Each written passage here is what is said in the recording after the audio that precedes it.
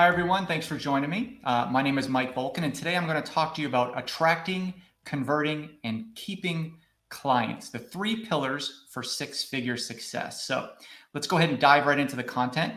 Before I do, I have to say who I am. So I'm not just some schmo off the street. I am a lead instructor of freelancermasterclass.com. I am a serial entrepreneur. So I've built and sold a few companies. I've been in the Army. I have a few degrees. One of them's a master's degree. All this stuff doesn't matter. I've written some books, and I'm currently on the homepage of Upwork. What does matter is that I've been freelancing for over 15 years now, 10 full time, and I've made a couple $1 million freelancing, and I've closed over 400 contracts. And the reason why I say that is because I have the experience, and I've also had a lot of trials and tribulations over the years that I want to teach you how to avoid some of those pitfalls. And today I'm going to show you how to attract, convert, and keep clients without having to deal with all the issues that I dealt with along the way. So I'm going to hopefully fast track your success. Okay, so let's get into it a little bit. I'm going to talk about attracting first. So the first step in knowing who you want to attract, and believe me, I've worked with a lot of freelancers who have been freelancing for a long time and they don't truly understand or know who they want to attract. So I'm going to tell you a good tip on how to truly know that. If you don't know who you want to attract, what you should do is start by eliminating what industries you don't like. So for example, here's 3 examples on this slide that I'm going to show you.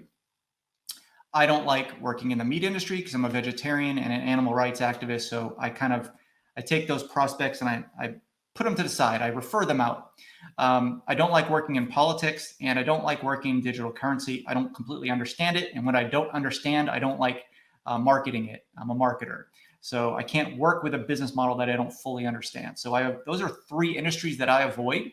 What I'd like you to do is think about some industries that you don't like working in.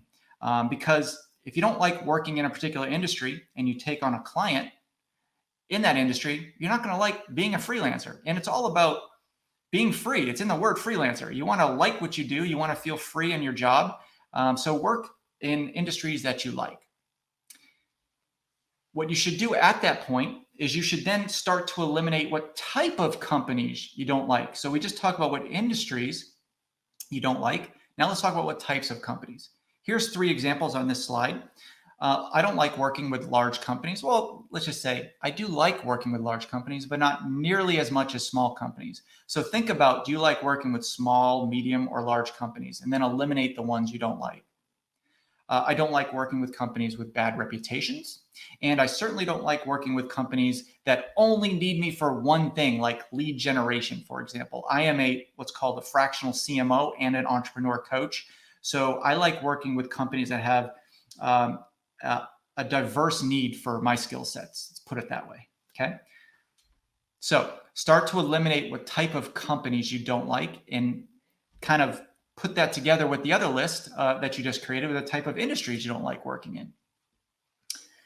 Now you have those 2 key factors. I want you to think about the best things that you like to do. Now, ideally, this is something that people will pay you the highest amount of money for with the least amount of resistance. Okay.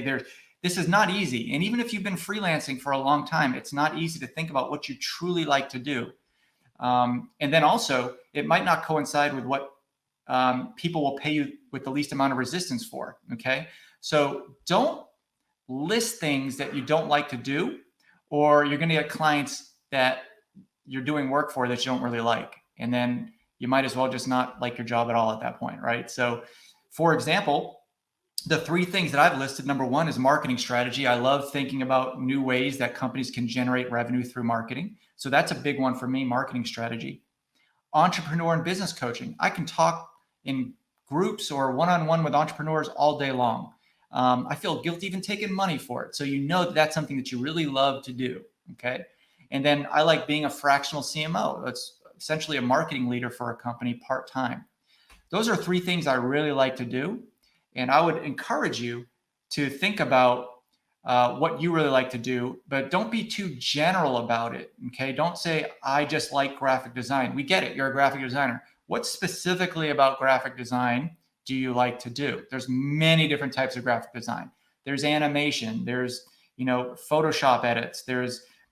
I can go on and on. about that. So don't be too general about it. Be very, very specific, and that will help you niche down, especially now that you know what industries you don't like to work with and what companies you don't like to work with. Now you have your strengths, and you're going to be very, very narrow into what type of clients you can take on and what type of work you like. So I would make sure that you have each of those things that you like listed 3 times in your profile, at least your Upwork profile. So what you're going to be left with is a great list of what you don't want to attract and also what you like to do. Now you can build your Upwork profile with a very good focus on stuff that you like.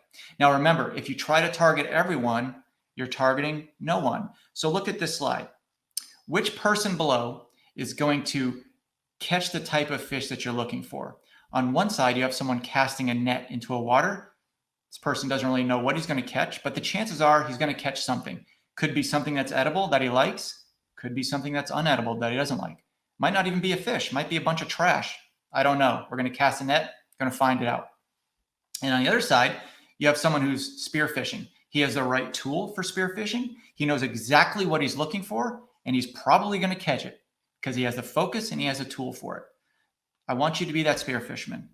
Okay?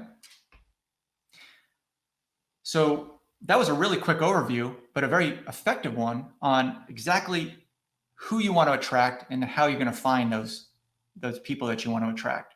Now let's talk about converting clients, or let's call them prospects because they're not clients yet. They're only clients once you have an agreement and they're paying you. Let's talk about a proposal or a bid on Upwork. And if you don't know what that is, take a look at this slide. It's an initial query into a job opportunity. Okay. So for this particular job, you see that somebody's looking for an email marketing expert, and you as a freelancer can submit a proposal. That's what I'm calling a proposal, or it's also called a bid. Okay. We're going to talk about how to create a great proposal or a bid letter.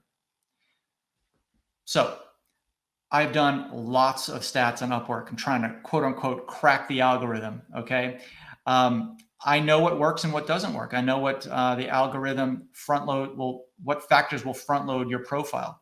And I'm going to tell you a couple of key stats here. Number one, bids under 100 words convert 27% of the time. And bids over 100 words convert 24.3% of the time. You might say, Mike, that's not that much. 27 versus 24, it actually is. Can you imagine? That's actually an 11.1% increase. Can you imagine get 11% more responses on your bid letters? That could be game changing for you. So keep those bids short and sweet, under 100 words. And the other stat I want to share with you is bids with a video convert 31% of the time. Bids without a video, 25.9. Again, you might say, Mike, that's not that much. It is. It's a 19% increase. A 19% increase in your bids going out with people responding, wanting a phone call or a discovery call for you.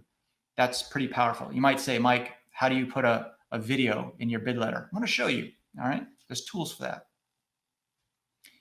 But before I show you, let me show you the components of a great bid. Okay. Probably the biggest error I see when freelancers are applying for jobs is that everything is just copy and paste generic. You can't even wonder if they even read your job profile as a client. Okay. Or your job description rather. Number one, the component of a great bid, first and foremost, custom sentence, top, right on the top. Custom sentence that specifically references their project. So you're letting that person know that you actually read their job description. Second sentence, tell them who you are and who you've helped. Okay. And of course, who you've helped should relate to their pain point of why they're posting that job. So if they're looking for an email marketing expert, like in that example I showed you, you're going to be referencing that in that who you've helped section. Okay.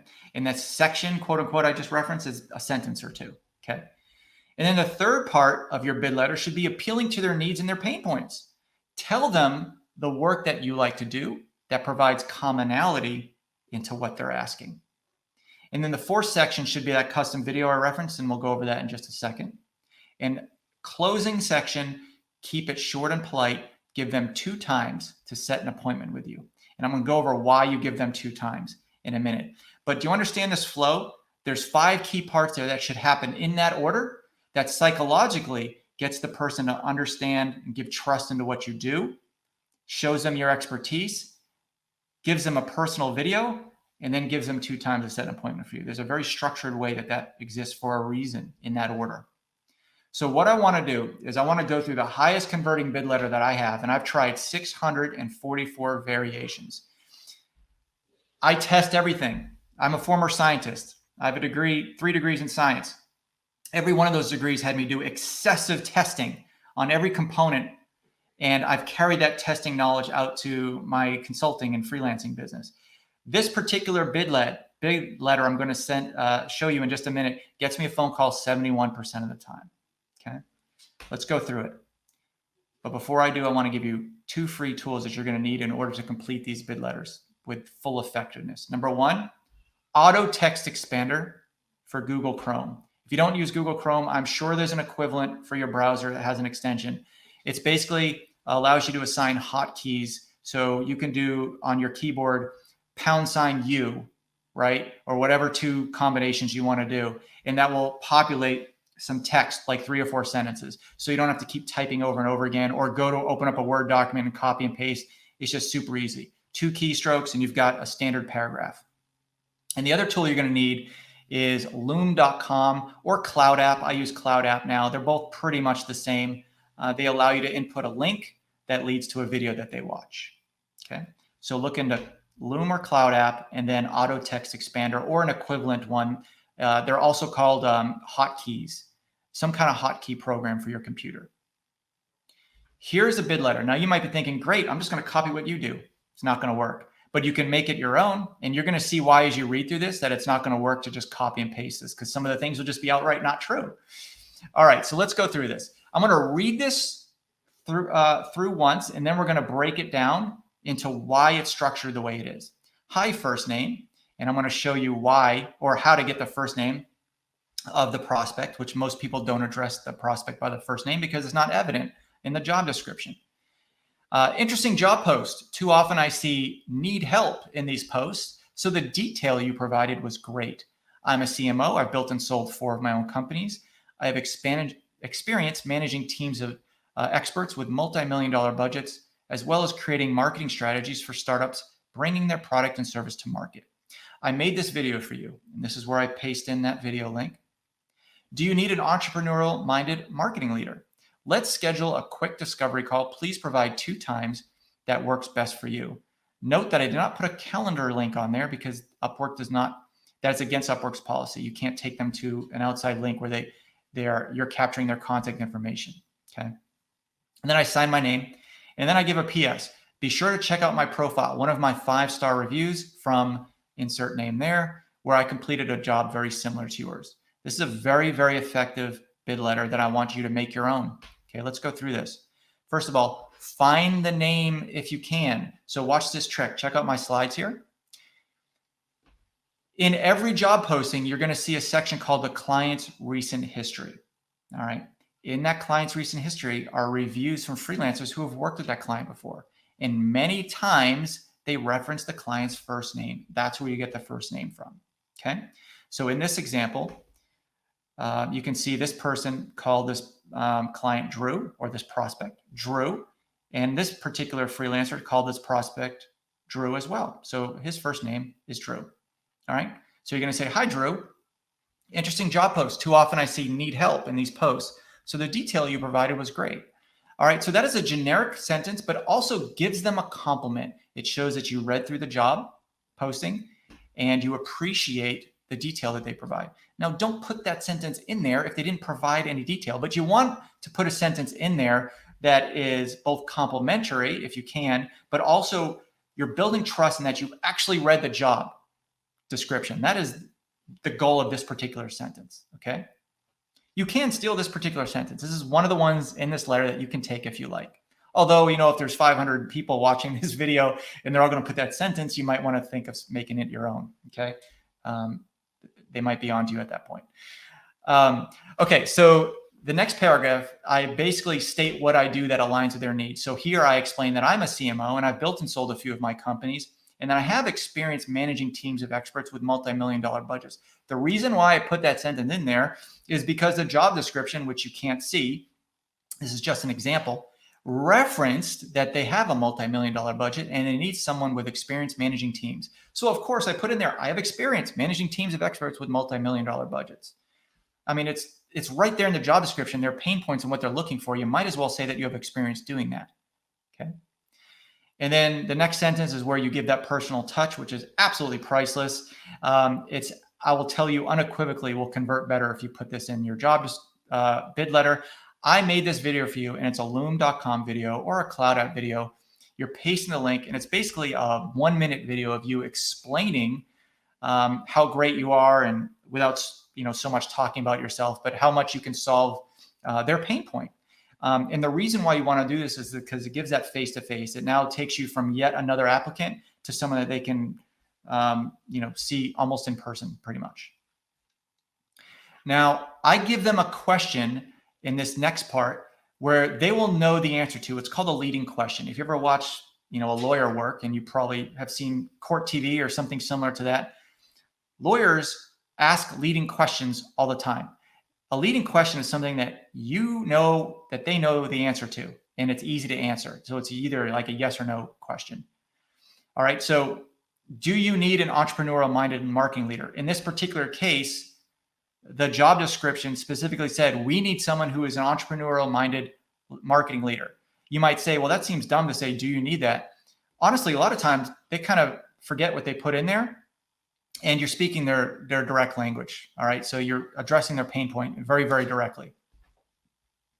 Let's schedule a quick discovery call. Please provide 2 times this week that work for you.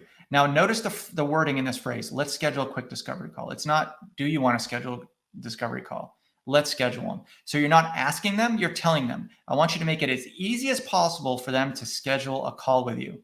So tell them something. If you're asking them, you're giving them a choice.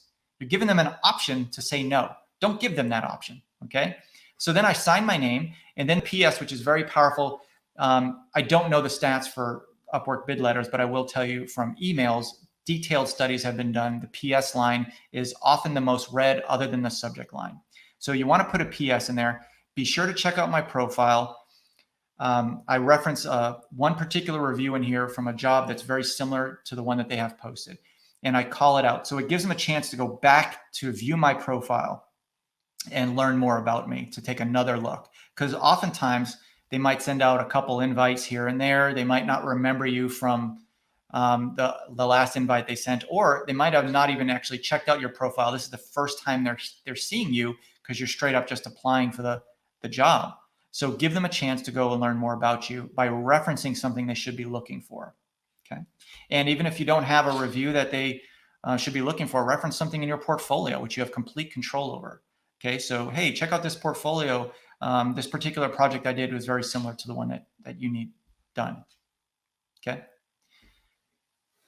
Now, get that invites. Invites are like printing money. These are people that literally want you to talk to you right now. Okay. So invites are absolute gold. What is an invite? Well, you can see here, there's a big green button on the right-hand side that says invite to job. This is what a client sees after they post their job. This is one of the opportunities they get to invite a freelancer to a job. They might have come across your profile and they'll see that green button on the right.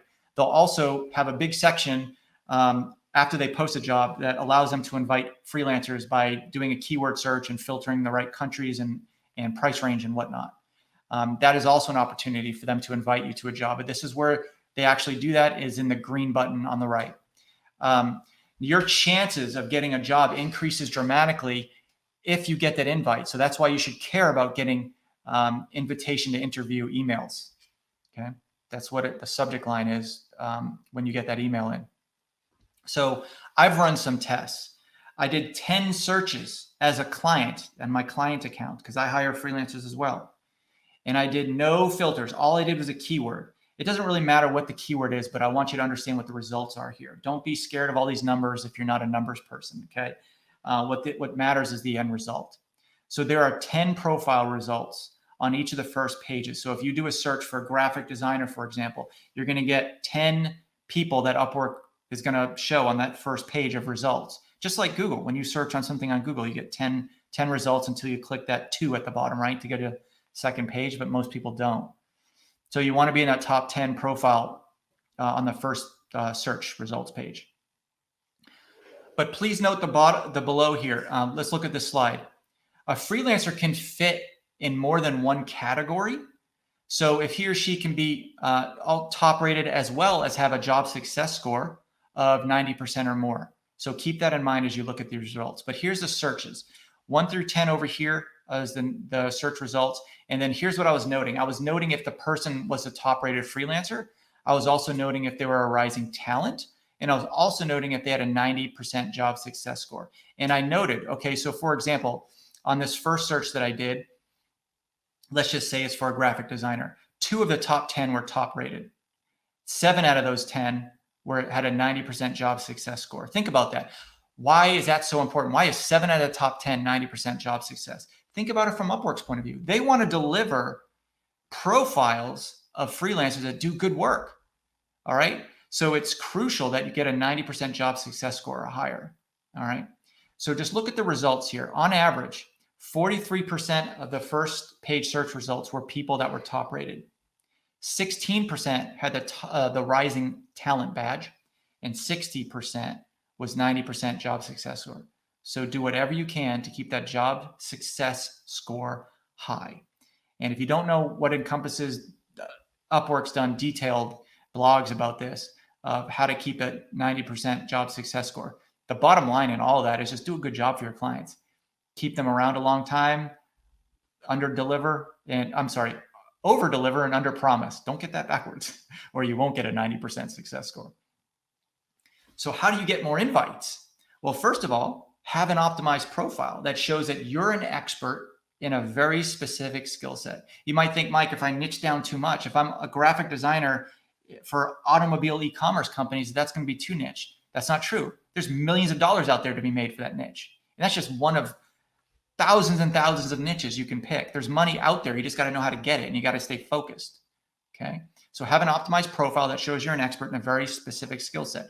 If there's a person who owns an automobile e-commerce shop that comes across your profile that shows that you're an automobile e-commerce graphics expert, of course, they're going to invite you to that job. Give clients a reason to contact you now instead of later. So in marketing, we call this the principle of scarcity. I want you to discuss your availability. I have room for 2 more clients. Okay. That works. And of course, I've mentioned maintain a high job success score, but also to get more invites, you should have a skill that people actually want and need desperately and are actively looking for. So I want you to look at Upwork's list of the top 100 search keywords. You might think, Mike, I don't know what people are searching for on Upwork. Well, you should know. They produce a list for it. Here's a list right here. I'll give you the domain right here. This is their 2019 press release. It says Upwork debuts the Upwork 100, a ranking of the top 100 in-demand skills for independent professionals. Now, this is what people are searching for on Upwork. You should go down this list and make sure that some of these keywords are in your profile. Of course, only if you can service clients that need those keywords. But 97% of that list won't apply to you, but you're going to find 2, maybe 3, or even 4 nuggets of information in there of keywords that you should be putting in your profile and mentioning, at least 3 times. That's what is in demand right now. And follow Upwork's blog so you get these lists that come out. So here's a trick that got me 13% more job invites. What I do, and I'm not recommending you do this, I'm just saying this worked for me. Okay. It could work for you.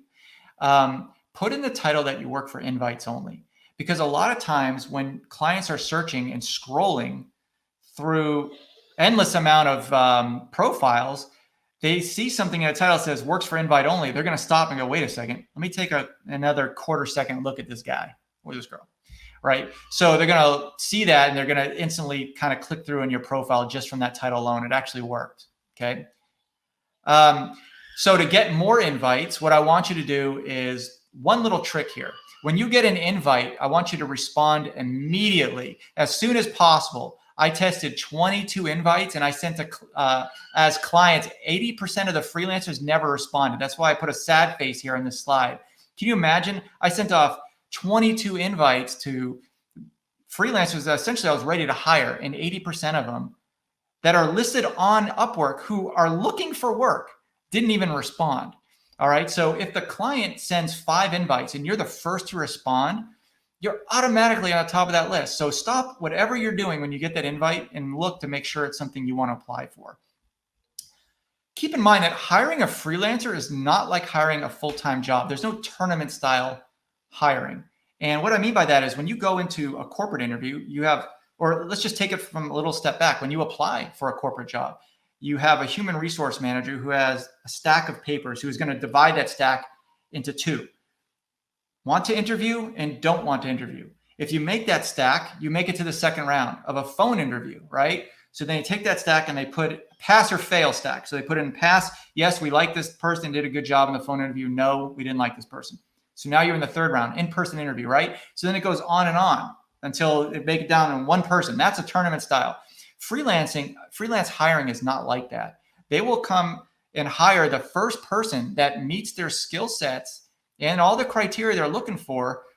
Very rarely do clients shop around. Once they find someone, they're ready to execute because they've got that need that they need to fill that particular job and needs to happen. All right. So we've learned about attracting clients. We've learned about converting clients. Now let's talk about keeping clients. All right. The keeping clients is probably the most important part because it's really time consuming to bring in a client, and keeping them is the easy part. So if you want to scale, the difference between companies, and yes, you're a company as a freelancer, you just might be a company of one, that's perfectly fine. But the difference between companies that grow and those that don't is client retention. Plain and simple. The more clients that you can keep, the ones that you like, the more successful you will be. All right. Customer acquisition is expensive. There was a study that was done by Marketing Sherpa. And I've seen a few studies and the numbers do vary. I've seen 6 and 19, but Marketing Sherpa's study shows it is 19 times harder to find a client than to keep an existing one. Think about all the stuff you have to go on discovery calls. You have to in-process them, maybe add them to some spreadsheets. You have to learn about the company. You have to learn about their team. You have to learn about whatever your graphical assets that they have, whatever you're learning about that company. All that's a lot of work. But when you keep a client and you renew a contract, you don't have all that in-processing and discovery calls and defining scope of work and all that stuff, right? So keeping a client is a lot easier than bringing in a new one. What I want you to do is I want you to look within yourself. So oftentimes when a client asks me to help grow their revenue as a marketer, the first thing I do is I look within their organization. So why should you care about keeping existing clients? Well, number one, better conversion rate, less marketing to bring in new clients, higher profits, because once you bring in a client and they already know your value, you can actually charge more for less time. All right. And then lower costs as well. We always, we talk about the costs of bringing in clients, not just on Upwork, but on other platforms, whether it's through paid ads or LinkedIn or personal network, all that costs money. All right. So just look at this stat over here. Why do customers leave companies? And again, you should be considering yourself as a company. The number one thing, forget about all these up here, but the number one takeaway for this is, look at this slide. Customers believe you don't care about them. How easy is that to keep a customer? It's not even about their skill set. It's about giving them the communication that they deserve and need for you to do a good job. Even if you do a bad job, you still have a chance of keeping that client with good communication, because that's really what clients care about. Moreover than anything is you communicating with them in a great way. All right. You can get trained. Sometimes clients are willing to keep you around for a longer time if you do great communication. But if you have poor communication, whether you do a good job or not, you're not going to be sticking around for very long. Clients don't tolerate that. So how do you keep a client with good communication? Number one, you have to understand your intentions. Whenever you speak to a client, it should be in the client's best interest, not yours. A lot of times freelancers are kind of selfish into what they're asking. They're asking for extensions. They're asking for them to do something that is a procedure in their business and not the client's business. So understand your intentions and always have your client's best interest in mind. Think about that. Okay. And then meet expectations. Are you meeting or exceeding your deadlines? Whenever I create deadlines for my clients, I'm always putting in what I call a fudge factor of 20%. So if I think something's going to take me 5 hours to do, I'm going to say it's going to take 6 or even 7 hours to do, because things happen, you might lose power in your house and won't have access to the internet. Something might happen. I can list 5 or 10 different things, which will cause something that's out of the ordinary, that will cause a delay in what you're doing. So always exceed your deadlines by putting in that fudge factor. Okay. And then this is really important, guys. Be honest. All right. Are you communicating honestly? Like, I had a freelancer the other day who just disappeared on me for like a week, didn't respond to emails. I didn't know where she was. And she's like, well, I went on vacation. Okay, well, great. Well, tell me you went on vacation and just let me know in advance. But honestly, what she told me later was she wasn't really on vacation. She kind of tripped herself up, is that she just got too busy with other work. All right. So, which is it? It didn't really matter. To me, the end result was you just weren't responding. And I just wanted to get some response. I didn't really care if you're on vacation or you got too busy. Just tell me when you're getting the work done. Just be honest. Okay. Sometimes it's your fault and that's okay. But just communicate with them honestly. Okay. And then own your mistake. So in that particular case, I gave you an example. They were just too busy. Don't tell me you're on vacation. Just own it. Everybody gets busy. I get it. Okay. Some things don't happen a lot of times the way you want it to happen, but just own your mistake. You know what? It won't happen again. I'm going to schedule time next week to work on your project. It'll be done on Tuesday. I promise. That's fine. I'm not going to fire you over that. I'm not going to get rid of you. So just own your mistakes and be honest about them. Okay. Mistakes happen. Reasonable clients understand that mistakes happen. Okay. And then respect. Encourage mutual respect. Your clients will appreciate you not being a punching bag. And, I don't want to say don't text with clients, but this is one of the main reasons that I don't text with clients. I don't use WhatsApp or Skype or all those other programs that require, especially Slack, that require instant gratification, I guess is the way to say it, is through communication instantly. I don't do programs like that. Like, it might make me sound old school, but what is the one difference between email and text with a client? When someone emails you, they know that it's in your inbox. When someone texts you, they're expecting an immediate response. All right. So forget office hours, forget emails. When someone texts you and you go 10 minutes without responding to them, then something's wrong. You're not communicating well. Even though 10 minutes is a great response time for email, with texting, there's a whole new standard with response times. And I don't want to get clients texting me at 10 o'clock at night when I'm with my family and cooking dinner at 7 o'clock and I get a text, oh, I got to stop and do this. That's not the way that clients you should be working with you. So you got to set boundaries early with respect, and they're going to appreciate, say, hey, listen, I realize there's a lot of programs out there. I realize that your company uses WhatsApp, but in case with my communication, I don't use WhatsApp. I don't use Slack for this reason. It helps me stay focused and helps me deliver my work on time. They'll respect you for that. Okay. They're productivity killers. Texting, social media, Slack, constant notifications on your screen, phone screen, and your desktop or your laptop. All that stuff is productivity killers. You want to have that respect that your clients will demand of you, and vice versa. And then also, in terms of like keeping clients in terms of good communication, being polite is huge. Don't be overly polite. That's a little annoying. But then don't go without your pleases and thank yous. Okay. Manage up. If you don't know what managing up is, I actually give a course on my website about it. I won't go into detail, but managing up is a way to communicate everything that you need in one succinct way to respect your client's time. Here's an example. Going back to a freelancer I just recently worked with. She was starting to do some website edits for one of my websites, and she kept asking me questions, hanging on email like it was a chat line. It's like, okay, do you want this over here? Okay, do you want this graphic and this text on this page over here? It's like, you know what? Just gather all of your questions and just ask me in one email. All right. I don't have time to keep stopping what I'm doing to answer your questions. So managing up is an efficient way to communicate. And if you understand how to do it, you'll be able to keep clients way longer. Okay. Google it. There's a whole, there's lots of blog articles about it. I teach a course about it. There's YouTube videos about it. If you don't learn it from me, learn it from somebody. It's a very valuable skill set to learn. Okay. And then be punctual. This is a huge pet peeve in my book. Time is everything as a freelancer and consultant. You bill per hour. So have respect for their time. And when they're on time for meetings, please say, thanks for being on time. That little sentence shows that you respect time and you're also complimenting them. Thanks for being on time is a very powerful sentence you can say to your clients and prospects. So they know that it's appreciated and you both have time that's, it's a mutual respect. Okay. And then show all of your skill sets. Many times, clients only hire you for a very specific job and they don't know your other talents. So I use this example a lot as I had this graphic designer I was using for a very long time. I didn't know she was also a copywriter. She wrote a book. So I was telling her one day, just randomly, I take your graphic designs and I put them in my blog post. She's like, oh, who writes your blog post? Oh, some copywriter. I had to find a new one. I'm not, 100% happy with her. And she does okay work. She's like, I'm a copywriter. And she's like, that's actually what I do most of the time. I'm like, what? I never knew that. I've been working for 2 years.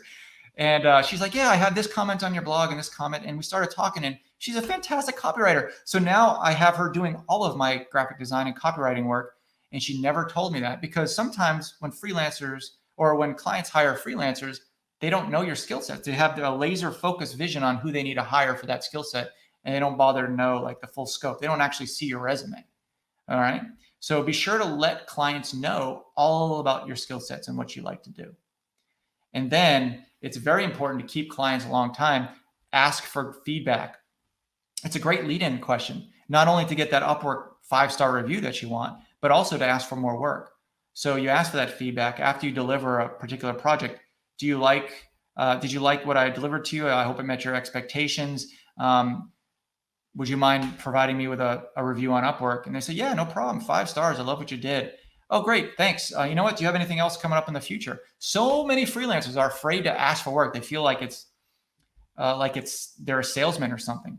But I'm telling you, once you start asking for work, a lot of times clients don't know or think about work when they're working with you. They might not, it might slip their mind. And then 3 months later, they'll try to remember your name. Oh, that graphic designer who did work for me, or that SEO person what was his name? But if you're asking for it, you know what? Now that you think about it, I do have something coming up in a month. How about we start prepping for this work today? That's perfect. A lead in is asking for feedback will get you that future work. Okay. Now it's very important. Don't create a dependency. Many clients say that they want to help. And this is what I mean when I say dependency. What a client really wants for you to do is do the job that requires as little of their time as possible. Clients might want to say that they're helpful. I do this too as a client. Yeah, I'm here for you. I'm here for you as a secondary option, but what I really want is for you just to do the work. I don't want to know how the sauce is made. I just want to taste the sauce. Okay. So don't create that dependency of needing them every hour or asking them questions. Say, as a freelancer, you should definitely ask the questions you need to do a good job, but don't create that dependency. Okay. And then I also want you to adapt. As a freelancer, you have a certain way of doing things, but when your client's business has a different way, show them that you'll adapt. For example, if you use maybe a certain project management platform like Asana or teamwork.com to keep all your tasks organized, don't ask the client to come into your platform unless they want to. They might say, hey, we use Asana. I know you don't. Would you mind, coming over to Asana?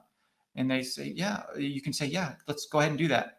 So adapt to them, not to the point where it's going to take you off track or off focus, but if it's easy enough, if their team is succinct enough to use a certain platform that you should be on in order to keep a client and to show your value, absolutely adapt to what they're doing. Okay. Now, there's a fine line in there in terms of communication. They might say, I'm on WhatsApp. All our team is on WhatsApp. You should be too. You might say, with all due respect, I can't use WhatsApp because I won't be able to deliver my work in time. If it's jeopardizing the work that you're doing for them, then no. Or you could compromise, and I've done this before. I don't usually use WhatsApp. I'll do it, but in respect of my productivity and my time, I can only check WhatsApp once a day or twice a day at noon and on 5. Then that's a good compromise. And then make and show your impact. If you create an impact, show it. Here's a perfect example. A graphic designer came to me the other day after completing work a month prior. He's like, Mike, I was checking your stats. The work I did for this particular client, the only thing that's changed was the new graphics that are on, and conversions increased in this page 2%, which represents an extra $32,000 in revenue. Okay, so this graphic designer took the time to look at the stats, understand the increased value that their work did, and now Well, the graphic design work you did for a few $100s created $32,000 more revenue for my client. I'm absolutely going to bring that to my client and tell them that. So if you can have measurable impact, especially in terms of dollars, but in terms of time saved as well, that's a big one. Saving time and making money are two big things in business. If your line of work can show that data, that impact, you should absolutely show it. Go that extra mile to show that value, because now instead of paying that graphic designer $50 an hour, I have no problem paying that graphic designer $100 or $150 an hour if they can generate tens of thousands of dollars or more revenue for my client. Okay. Make your schedule open. Few things piss off a client more than being out of the office without you telling them. I gave that example of that prospect the other day who just disappeared on me. Now, she said she was out of the office, but that's a different story. She wasn't being totally honest with me. But the bottom line is, if you plan on going away for a few days or even one day, if you plan on going out golfing for a day, which is what I do. Sometimes I play tennis all the time. Sometimes I'll golf. But I'll tell a client, listen, I'm going to be gone out of the office. You don't need to tell them what you're doing unless you want to. I'll be gone from 8 a.m. to 3 p.m. Please do not expect an email from me for that time. I'll get caught up by the end of the day. All right? So make your schedule open. And the last point here I want to say is under promise and over deliver. Don't get that backwards. Don't over promise and under deliver. Under promise and over deliver. It's an old business saying, but it is so true. Put a fudge factor in everything you do, from proposals, the time it's going to take you to deliver something, the cost it's going to take you. If you under promise and over deliver, you're showing a huge amount of trust and respect and honesty to your clients. And that's just a massive, fantastic way to keep clients longer. Okay. So in closing, go to freelancermasterclass.com if you want to learn more about what I teach. I hope you learn more about attracting clients, converting prospects into clients, and keeping clients as long as possible to show your value. Again, I'm Mike Volkin. Thanks again for joining me.